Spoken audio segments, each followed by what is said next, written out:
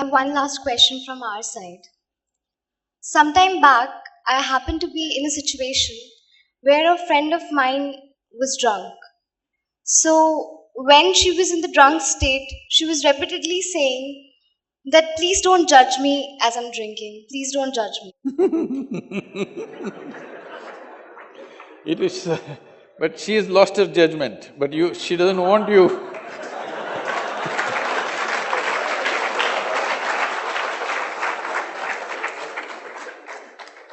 So, my question is whether it is alcohol or not, in life, why are we so apprehensive about being judged by others? And how can we not let this come on our way of being happy?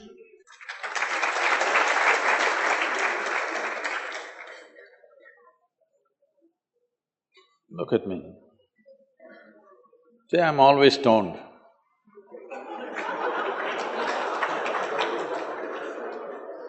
Never touched a substance, but always stoned. You can judge me whichever way you want.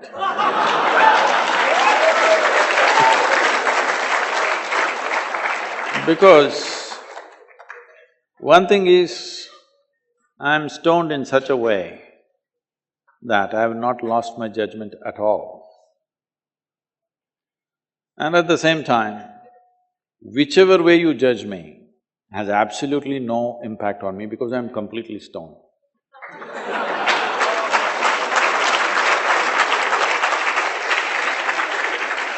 Having said that, why this consumption of alcohol and drugs is growing the way it's growing in the world is… well, nobody can really put a number on this, but just to say to what extent. In the last 25 years in India, probably alcohol consumption has gone up 10,000%. What do you think? You know, I'm telling you, when we were growing up, in the town, there would be just 10-15 people who drink. In a small town, I'm saying. People say, in that family they drink, we won't give our girls to that family, you know. But today, if you don't serve drink at your wedding, nobody will come.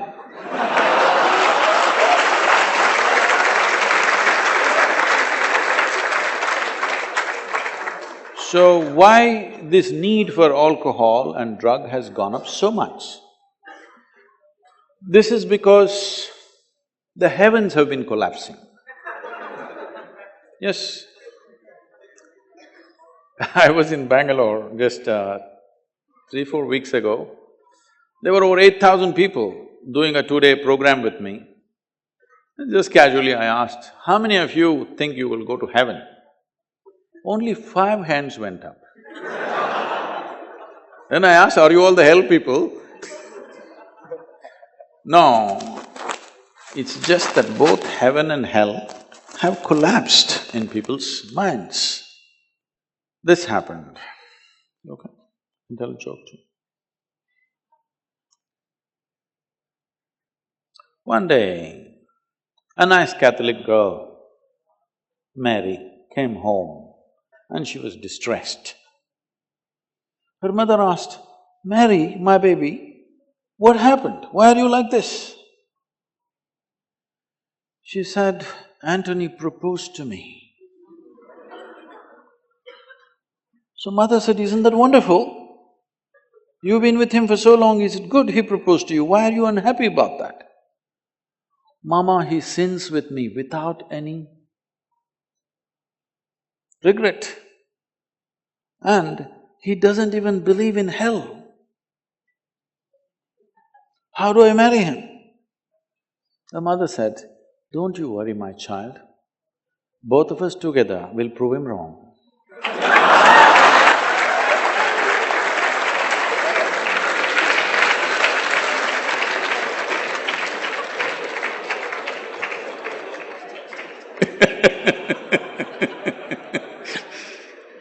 So,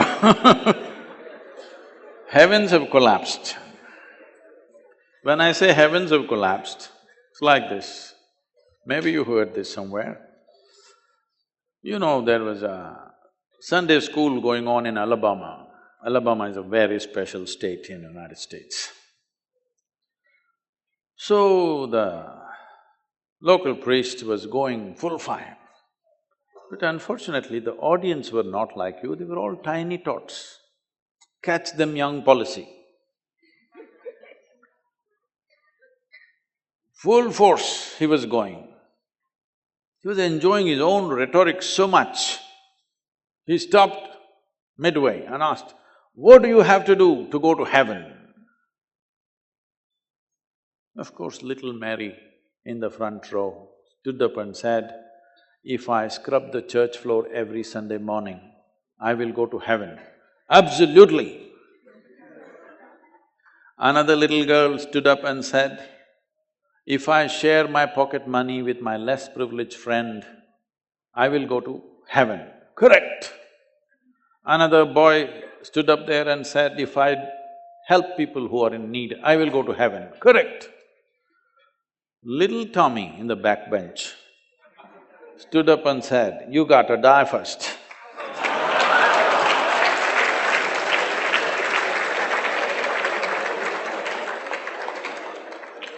That's a qualification. If you want to go to heaven, you got to die first. So when you die, whether you like it or you don't like it, unless you're Elon Musk, we usually bury your body here or burn it or cut it and throw it to the birds. Something we will do depending on what tradition you belong to.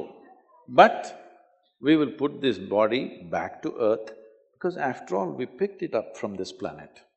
At least that much responsibility you must have. You should not take this body and go away.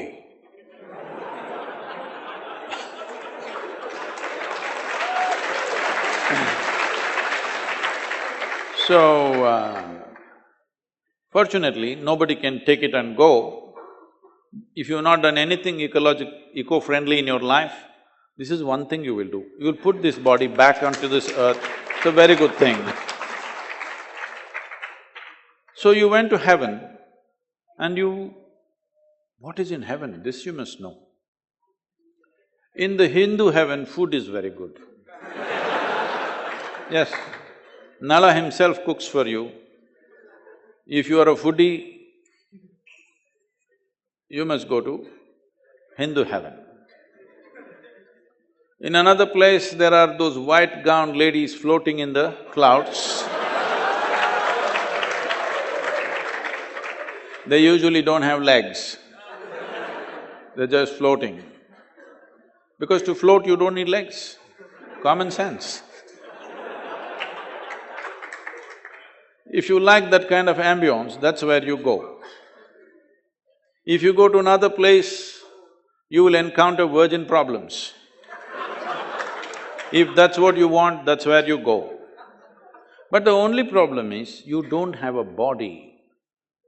When you don't have a body, what do you do with good food and virgins, I want to know.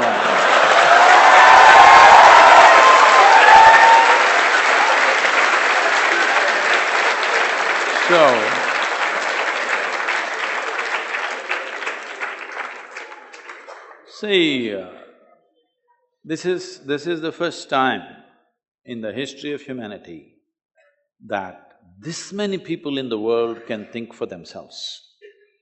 Otherwise, your priest, your mullah, your pandit or a book was thinking for you. The first time that so many people can think for themselves. Are they thinking right, thinking wrong? There are many issues about that. But they're thinking right, thinking wrong, but they're thinking. First of all, women. Till about 50 or 100 years ago, a woman was not even supposed to think. She's not supposed to think. This straight away 50% of the population has burst into the thinking process. It's a huge number. For the first time, this is only second, third generation which is beginning to think for themselves. Otherwise, they were not even supposed to think. So when so many people are thinking, see, when you talk to somebody, you think somebody else is illogical, but in their mind, there is some kind of crazy logic functioning, isn't it? When you get into argument with people, you see this. You think you're logically correct, but the other person also thinks he is logically correct. He has his own crazy sense of logic. But they have their own framework of logic. So all illogical things are naturally collapsing. Still, this generation has not fully walked away from it, still there is fear. They can't openly say, there's no goddamn hell or heaven. They're still fearful about it, but they're trying to make a little heaven for themselves here. So, hey, wait.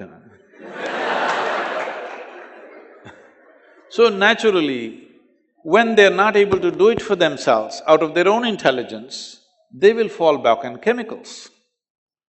Today, just to take very affluent societies, because every society is aspiring to be like that. Let's say you take United States, which is the most affluent nation on the planet right now. I don't know if half the IIT after graduation will be in United States, because wherever I go in US, whoever I meet, they say, I'm IIT this, I'm IIT that.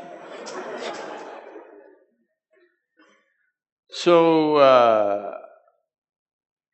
70% of US population is on prescription medication.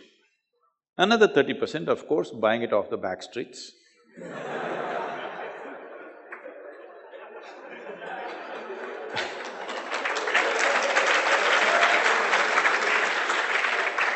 70% on prescription medication means, though… See, what is affluence? Let's understand this.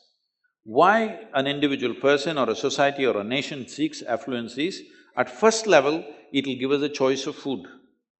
If I'm affluent, I can eat what I want. Eating means nourishment. I can nourish myself well. When a man is poor, the biggest problem is, I'm not well nourished. So at first level, it is a choice of nourishment. At a second level, it's a choice of lifestyles.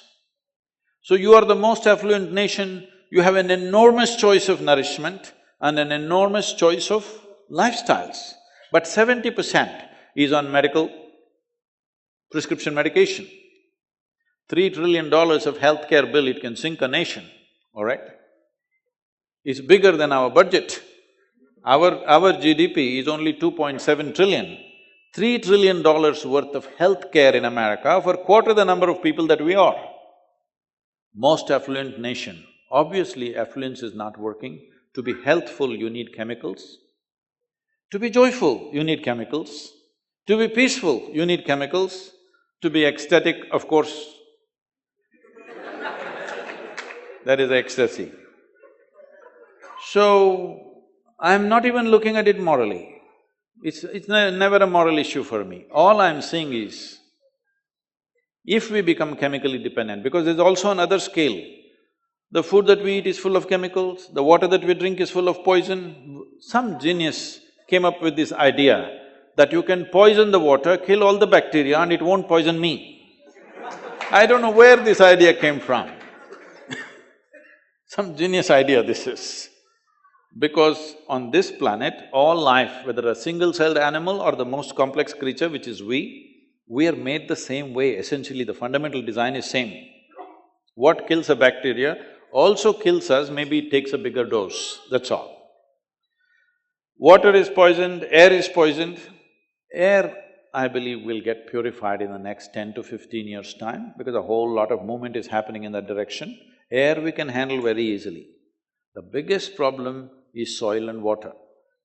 So that is another level of chemicals. If 90% of this population right now is on chemicals, believe me, the next generation that we produce will be a generation which is much less than us. If we produce a next generation less than ourselves, we have committed a crime against humanity, because the next generation must be at least one step ahead of us, otherwise we've lost it. We've lost the entire process of civilization when we produce a next generation which is actually less than us. So, we are heading towards this rapidly unless we teach individual human beings how to simply sit here and be blissed out. Stoned enough or no? Just look at me. But am I conscious enough, alert enough, clear enough? If there was a way to intoxicate yourself without losing your judgment, without losing your awareness, without losing your intelligence, it's a great thing. Intoxication is a fantastic thing. Only problem is, it takes away your judgment, it takes away your intelligence, incapacitates you. That is the problem, isn't it? Because life is about enhancement, life is not about crippling yourself. Now in the name of intoxication, you're crippling yourself, all right? This happened. Shankaran Pillai was walking in London. You know London? He just came out of an Irish bar and he put one leg in the gutter and kept on dragging and walking late in the night. The London bobby, the policeman, came, looked at this and said, "Hey, you look totally drunk." The Shankaran Pillai said, "Are you sure?" He said, "Absolutely, you're drunk. Look at the way you're walking, half in the gutter, half on the street." Shankaran Pillai said, "Thank you so much. Thank you, because I thought I was crippled."